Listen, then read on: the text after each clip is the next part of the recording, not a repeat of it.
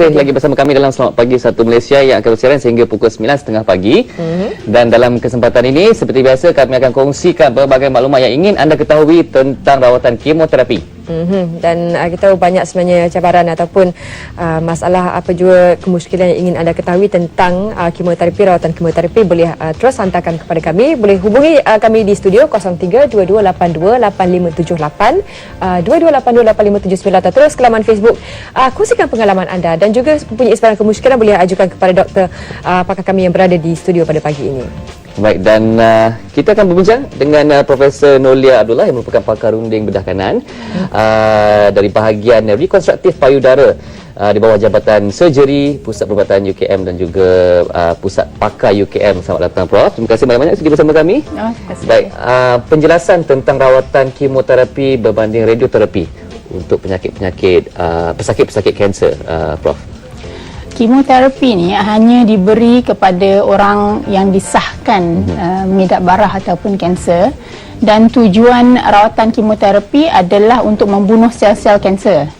Dan pemberian kemoterapi ni kebanyakannya adalah bentuk suntikan macam drip kan, IV drip. Tapi ada juga sebahagian kecil kemoterapi adalah jenis pil yang boleh dimakan. Jadi sama ada melalui pemakanan pil ataupun suntikan, ia menggunakan bahan kimia, ya? Ya, bahan kemoterapi itu iaitu merupakan sejenis rawatan. Apa keadaan yang menuntut seseorang itu mengambil rawatan kemoterapi? Kemoterapi adalah khas untuk kes-kes kanser. Dan secara amnya rawatan kemoterapi kita boleh bahagikan kepada 3 tahap, iaitu jenis ubat kemoterapi yang kuat, yang sederhana dan tak berapa kuat, ataupun peringkat mild. Dan biasanya kita beri ubatan ni bersesuaian dengan pesakit yang rawatan sedemikian, dan kita biasa beri kepada pesakit yang di bawah umur 70 tahun. Dan kalau pesakit yang agak sihat di atas lebih 70 tahun, ada juga kes yang boleh diberi rawatan tetapi kita beri yang mild sikit, iaitu jenis ubat makan. Sebab yang suntikan tu lebih kuat kan, dan kita khususkan lebih kepada pesakit yang lebih muda. Kanak-kanak macam mana, Prof? Kanak-kanak ada juga yang perlu rawatan kemoterapi seperti kes-kes leukemia. Dan itu biasanya memang rawatan oleh pakar onkologi yang lebih biasa dengan kanak-kanak lah.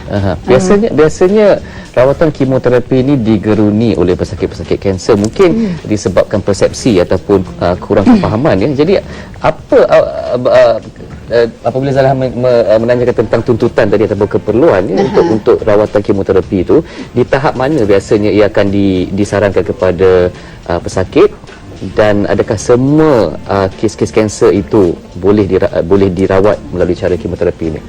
Kemoterapi biasa diberi kepada pesakit yang tak terlalu teruk lah keadaannya, macam dah nazak, dah teruk sangat tu, itu beyond treatment lah. Itu biasanya dikategorikan pada peringkat 4, 3 atau 4.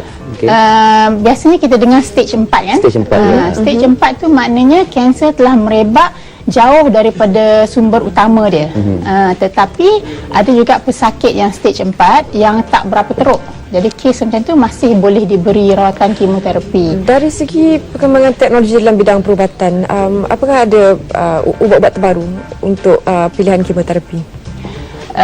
Macam sekarang kita ada kepada 3 tahap yang saya sebutkan tadi, yang mungkin 10-20 tahun yang lampau jenis-jenis ubat tu agak terhad. Jadi sekarang ni pada masa kini ada lebih pilihan. Jadi pakar onkologi yang kebiasaannya ditugaskan beri ubat-ubatan ni lebih pilihan yang bersesuaian dengan jenis penyakit dan tahap pesakit tu sendiri. Doktor, ada soalan daripada penonton yang nak tanya, sejauh mana sebenarnya pengaruh kalau seorang tu ada penyakit kencing manis ataupun penyakit jantung, apakah ada perubahan dari segi ubat yang digunakan untuk mereka? Kencing manis tak berapa sangat, dia lebih kepada pesakit kalau ada kerosakan ginjal atau kidney. Sebab kita sedia maklum bahawa ubat kemoterapi ni apabila diberi kepada seseorang, ubat itu akan melalui sistem badan dan dia akan keluar melalui tapisan sama ada hati ataupun ginjal, kidney kan. Dan jika organ-organ ini tahap fungsi dia bermasalah, jadi kalau kita boleh bayangkan, maknanya ubat-ubat ini akan dikeluarkan, disingkirkan dengan lebih perlahan. Jadi maknanya dos yang diberi mungkin perlu dikurangkan daripada orang yang sihat. Baik Prof, kita ada Puan Rohana dari Thailand sekarang. Hello, selamat pagi Puan. Assalamualaikum. Waalaikumsalam. Silakan Puan Rohana. Saya nak tanya doktor. Ya. Saya dah buat dan lalui semua tu, kemoterapi, memogram dengan radioterapi. Dan saya kena cek macam mana masuk kat tempat tu yang cek tulang tu. Dan benda ni dah berlalu 4 tahun lalu. Yang saya muskilkan, saya dia beritahu doktor hanya suspek aja. Masa saya sakit, ada tumbuh kelenjar di bawah lengan kanan, sudah dibuang. Dia kata saya kena buat kemoterapi, radioterapi dan memogram tu banyak kali saya dah buat. Benda-benda ni semuanya sakit pada saya. Kenapa saya kena buat? Sedangkan saya hanya suspek saja. Itu saja. Terima kasih. Assalamualaikum. Terima kasih Puan Rohana. Kita ambil seorang lagi sebelum kita minta Prof jawabkan. Hello. Hello, Assalamualaikum. Waalaikumsalam. Siapa di sana tu? Wan dari Kota Baru. Puan Wan ya, silakan. Okey, saya nak tanya apa beza antara kemoterapi dengan radioterapi? Itu saja. Assalamualaikum. Waalaikumsalam. Terima kasih Puan Wan. Silakan. Pengalaman Puan Rohana tadi, Prof. Doktor yang merawat seseorang tu mesti pastikan dahulu seseorang tu ada barah sebelum diberi rawatan kemoterapi. Kita tak boleh main anggar-anggar macam tu. Kalau kita buat sama ada mammogram ke, CT scan, PET CT dan sebagainya, ultrasound, itu hanya secara imaging atau gambaran memberi tahu ada lesion atau lisi di situ. Tetapi ada radang bukan radang, ada ketumbuhan di situ ataupun tumor. Biasa kita guna perkataan tumor. Dan kita kena jelas tumor itu ada yang benign iaitu bukan kanser dan ada yang kanser. Jadi cara nak pastikan sama ada sesuatu ketumbuhan itu kanser atau bukan adalah hanya secara biopsi. Dan apabila telah disahkan kanser, barulah secara baiknya doktor itu boleh memberi rawatan kemoterapi dan tak boleh main teka-teka. Bagaimana pula dengan soalan, juga boleh dijelaskan sekali kepada Puan Wan tadi perbezaan di antara kedua ni? Saya tak berapa jelas. Agaknya Puan Wan ni mengidap barah payudara agaknya lah. Kan dia kena menjalani memogram. Dan secara ringkasnya, apabila seseorang wanita pernah mengalami barah payudara di sebelah payudara dia memang berisiko tinggi sepanjang hayat dia sama ada mendapat barah tu dah kembali di payudara yang sama atau yang lagi satu, ataupun ada juga setengah kes di mana secara pantauan susulan kanser tu telah muncul pula di tempat lain, mungkin tiba-tiba didapati di tulang atau di paru-paru, kes macam tu. Jadi sebaik mungkin kita kena pastikan dulu sama ada kanser ataupun tidak. Dan baru kita boleh beri rawatan kemoterapi. Dan saya mungkin fahamkan seseorang yang telah disahkan barah payudara memang perlu memogram kebiasaannya setiap tahun untuk 5 tahun pertama daripada masa didiagnoskan. Dan jika cancer free, tak ada kanser untuk 5 tahun berikut, mungkin kita boleh selang setahun lakukan memogram. Untuk Puan Wan yang bertanyakan tadi, beza antara kemoterapi dan radioterapi, mungkin Prof boleh jelaskan, dan juga mungkin adakah itu option bagi pesakit sendiri untuk memilih salah satu rawatan? Secara ringkasnya, kemoterapi itu adalah rawatan sistemik, iaitu menyeluruh badan. Dia punya kesan rawatan dia. Berbanding dengan radioterapi di mana rawatannya secara lokal. Bermakna jika di payudara, rawatannya bertumpu di kawasan payudara sahaja. Kalau kes awal, maknanya bukan stage 4 lah ya. Jadi biasanya kalau kes di mana doktor membuang sebahagian payudara saja untuk kes-kes barah payudara, mandatory jalani radioterapi di tisu payudara yang ditinggalkan. Kalau tidak, memang berisiko tinggi untuk kanser itu kembali mungkin dalam masa setahun 2 tahun. Kita ambil dua lagi pemanggil pagi ini, Prof. Syah dari Melaka. Hello, Assalamualaikum. Selamat pagi Syah.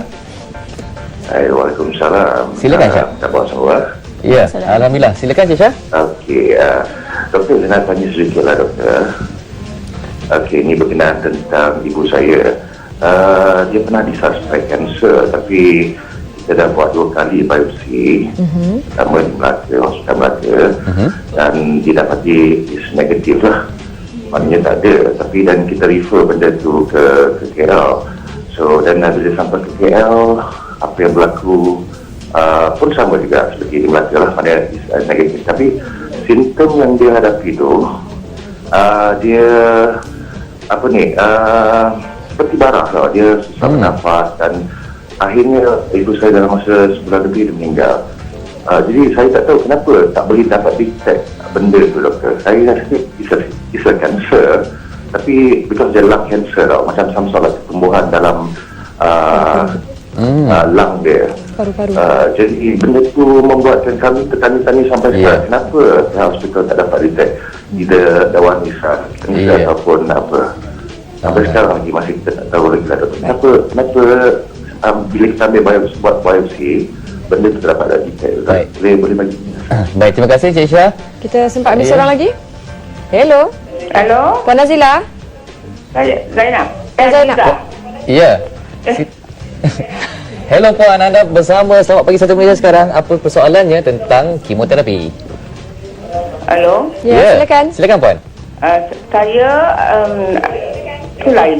Saya Puan Aziza. Ya Puan, silakan Puan. Saya nak tanya lah.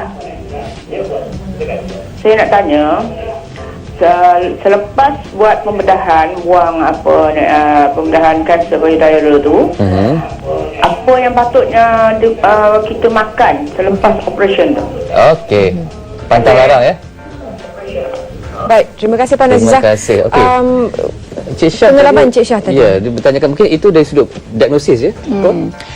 Kalau sesuatu kanser tu berpunca dari organ yang agak sulit agak dalam, misalnya paru-paru, hati, ovari, tempat yang agak tersorok berbanding dengan payudara di mana dia superficial, kadang-kadang ada kemusykilan untuk mendapatkan tisu biopsi tu. Dan kebiasaannya kalau misalnya barah paru-paru, ada 2 cara sebenarnya nak dapat, iaitu kita buat biopsi, lung biopsi. Jadi doktor yang ambil tu perlu memasuki ruang toraks, masuk dalam, ambil tisu sampel tu. Itu salah satu cara. Kadang-kadang ada setengah kes yang barah paru-paru di mana kanser paru-paru itu mengeluarkan cecair. Kita panggil pleural effusion. Jadi setengah-setengah kes kita boleh sedut cecair itu untuk dianalisa. Cara yang lain, kadang-kadang kita boleh jalankan pemeriksaan bronkoskopi, iaitu kita masuk tube ke salur pernafasan dan ada macam berus kecil, kita buat bronchial brushing dan kita ambil sel untuk dianalisa. Dari segi kejituan macam mana Prof? Kejituan itu bergantung kepada saiz kanser tu.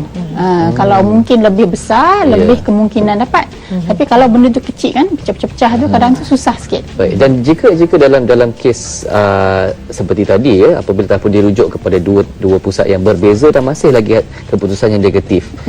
Jadi adakah itu ada mungkin error ataupun ketidakjituan dalam keputusan tersebut, ataupun mungkin sebenarnya komplikasi lain yang mempunyai simptom yang lebih kurang sama macam kanser.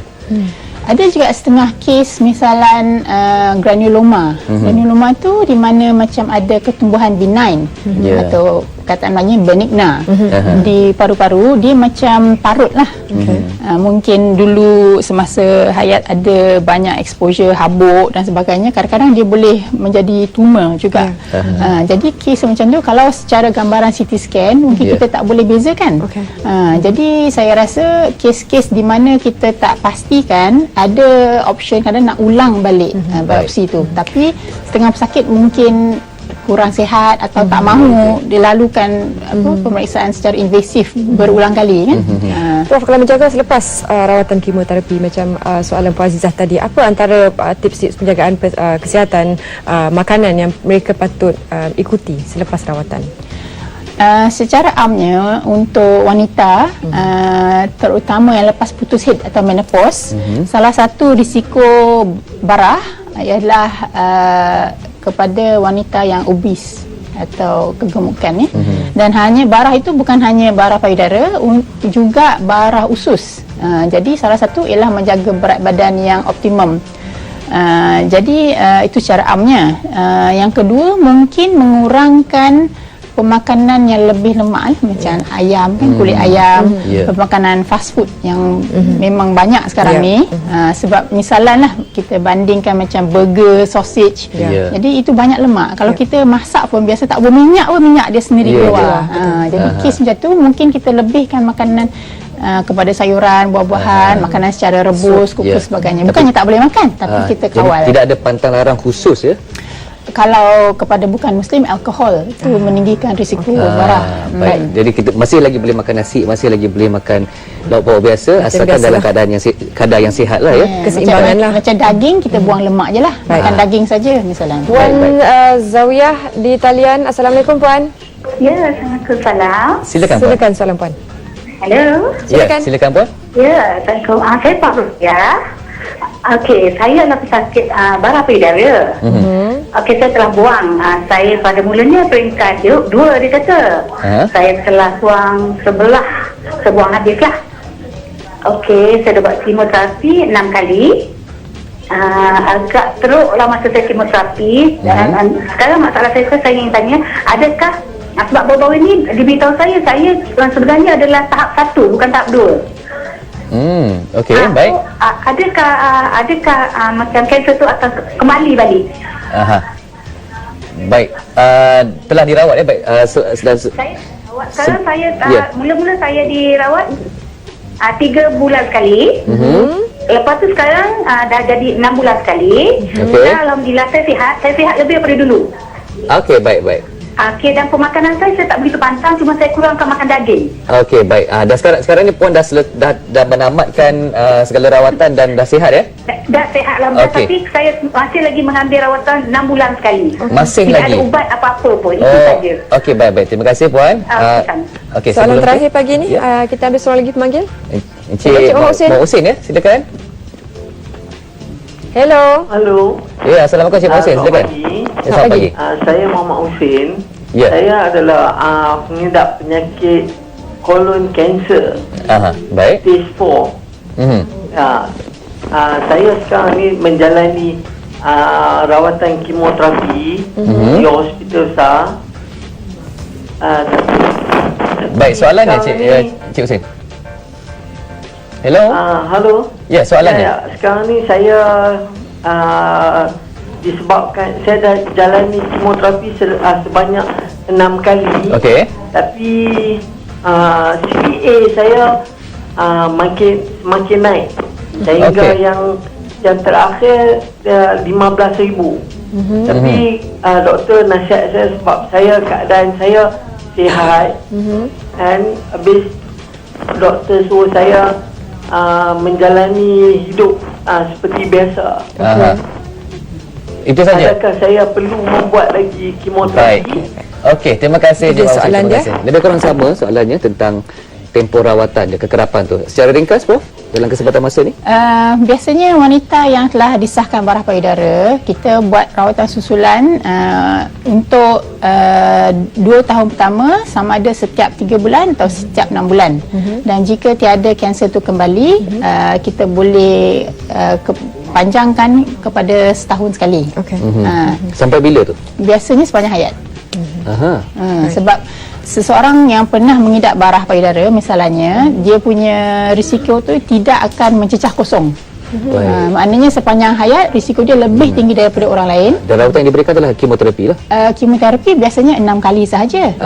Tetapi ada setengah kes yang kanser bersesuaian, kita bagi rawatan endokrin terapi, iaitu makan pil selama 5 tahun. Dan jika pesakit yang telah melalui 6 kali kemoterapi seperti Cik Mak Husin tadi tu, tetapi masih lagi keadaannya sebegitu, macam mana pula? Kalau CEA dia tinggi, itu adalah satu tumor marker. Jadi sebenarnya saya fahamkan patut patut kita jalani investigation yang lebih, iaitu mungkin rawatan kolonoskopi untuk mencari mungkin ada punca yang baru. Baik. Adakah perlu diulangi kemoterapi tersebut? Bergantung sama ada kanser tu dah kembali atau tidak. Ikut keperluan lah ya. Baik, terima kasih Prof bersama kami. Kita harapkan semua yang telefon tadi dapat jawapan daripada kita. Minta maaf sebab kalau boleh kita nak ambil semua pembangkit. Ya, kalau boleh masa mungkin kita semua sambung soalan kita lagi. nak jawab. Mungkin kita sambung lagi untuk sesi seterusnya. Dan bagi pihak penerbit pada pagi ini, Nur Adalah, semua kru Selawat Ekspres Malaysia mengucapkan selamat menjalani hari Selasa. Penyokong Pahang tadi mana? Nadia tadi. Cuma dia kesalam. Dia dah pergi salam mungkin barangkali. Kita jumpa lagi esok untuk lebih banyak informasi dan segitu mungkin Hazri ada apa-apa pesanan. Ya, dan sebagai penutup tirai, I am Nita sekali lagi bersama anda dengan lagu Tuhan Tolong Aku. Assalamualaikum, salam satu Malaysia. Jumpa lagi.